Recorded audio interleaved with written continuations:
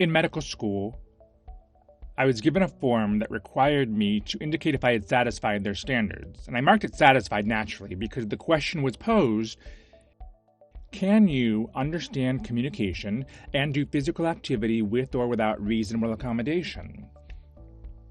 Well, the interpreters were a reasonable accommodation, and I was able to do my task, of course, so I signed yes and submitted the form back to school.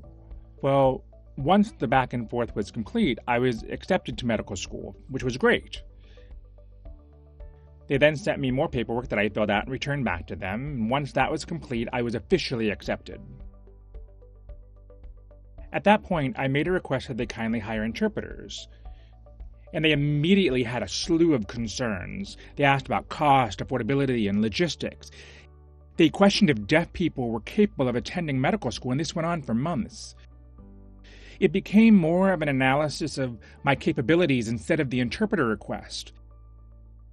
They focused on analyzing my abilities. Well, anyway, 2 weeks before the start of med school, they asked me to please defer my enrollment or they regretfully had to reject me. And I was shocked, but I agreed to postpone for 1 year. They said they needed more time to prepare for my arrival and accommodations.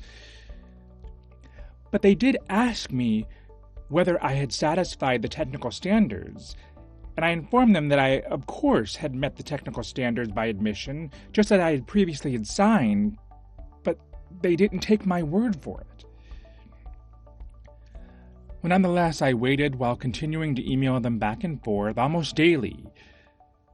And almost a year later, in April, communication suddenly came to a screeching halt. Uncertain as to why, I emailed to find out answers to no avail.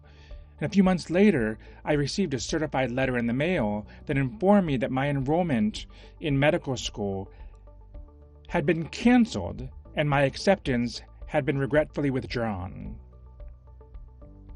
The reasons were threefold. First, my attendance would mean changing the curriculum for the medical school.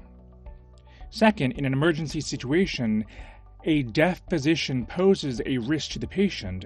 And third,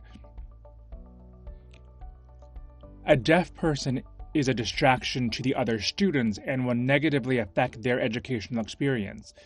Those were their reasons for denying my admission.